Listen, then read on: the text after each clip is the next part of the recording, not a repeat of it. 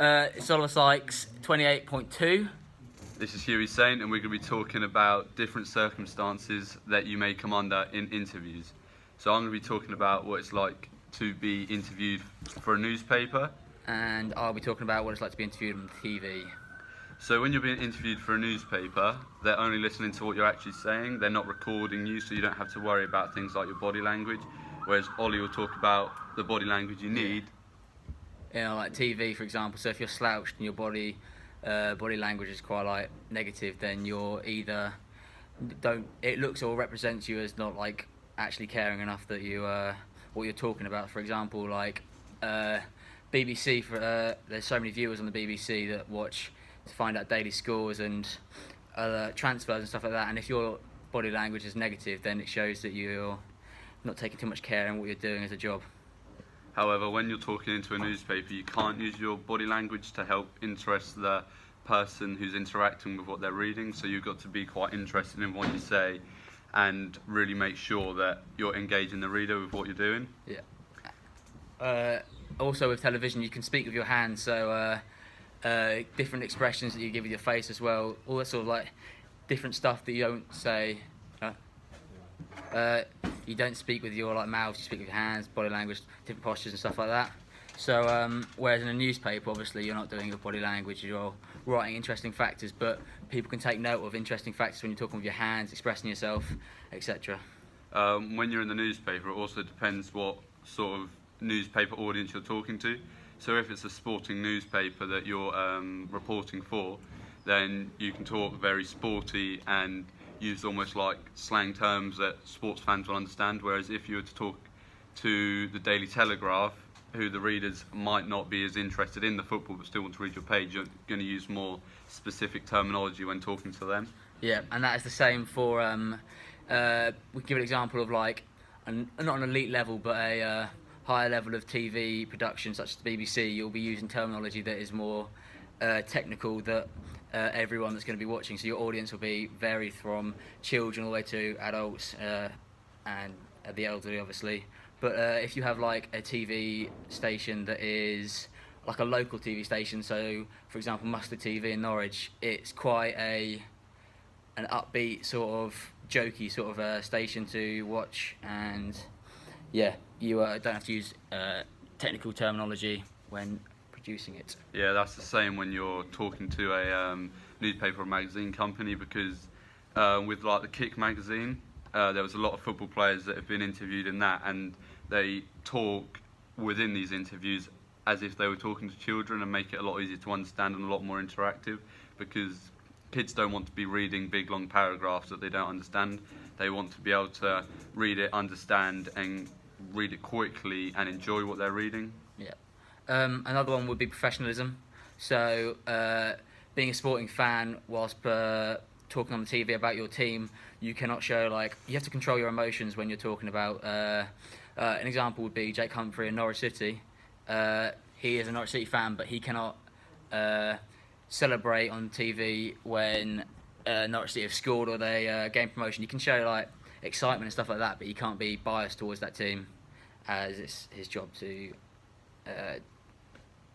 what is the word? Delegate to all different teams. And a bad example of someone that has been on the television and used this spotlight in a bad way is Jose Mourinho, when he started slating the referees. Yeah. In his interview for Match of the Day afterwards. This sparked huge controversy, and he then was looked in a bad light and as if he always found someone else to blame for the results that he was getting with Chelsea. Yeah. Do you want to move on to a specific other? Yeah. Go on. Is that the word? Yeah. So when a player is interacting with a manager, he will have to be very mature in what he says, because the manager's choice is final, and in order to get into the starting lineup, he has to make a mature way of. So if he's, for example, if he's trained so well during the week and he hasn't been picked, he cannot address the manager in a negative way, asking and pointing the finger why he's not playing. He's got to address it as in, what can I do next time to get into the squad, and how can I do it better in different occasions. Yeah, the player will also want to be quite selfish towards themselves though when they're talking to the manager, as they're going to want to put themselves first because they're going to want to be in the team. They're not going to want someone else to go in front of them. so they will give the manager reasons why they should be in the team. However, they won't be rude about it and irritate the manager, because that will only make the process worse. Yeah. Another one would be sponsorships. So in order to keep your sponsorship, you want to represent yourself on live television, wearing their brands and stuff like that, getting notice from your audience saying, so an example would be England team wearing the Nike logo, because it promotes the Nike company, which is the sponsorship. And when talking to your sponsorship, you want to be very polite, mature, so they don't get the impression that you will not portray their sponsorship, but you won't act in a silly kind of way to lose a sponsorship by doing something idiotic.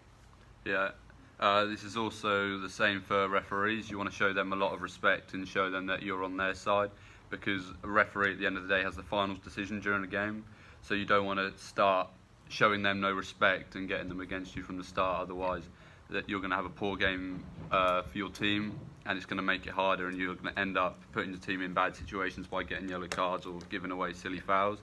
The referees are huge importance in the game, and you just want to respect all of them. Yep, that's very true. Also with club owners, you want to address them very maturely, politely, as they are in charge of what you are, well, the team you are playing for. So, for example, if a Chelsea player was in the press was very negative about Roman Abramovich as sort of is it the chairman? Yeah, or club owner. It looks bad on him, and it's bad publicity on the team, because it shows negativity inside of the team, and that also affects badly on the team performance as well, because there'll be an individual in the team that will be pointing fingers at different people for different reasons, where you want to be united as a team, you want to work together and do the best as possible together. Yeah, and lastly, I'm going to talk about agents. So when you're talking to your agent, you want to be as selfish as possible. This is the time where it's all about you, really, because your agent is the one that's going to give you these moves and going to try and get you the move that you want or the deals that you want, and bring in new people into your profile and increase your profile in general. So when you're talking to your agent, you want to tell them everything that you want and try and boost as much of your career as you can. Yeah.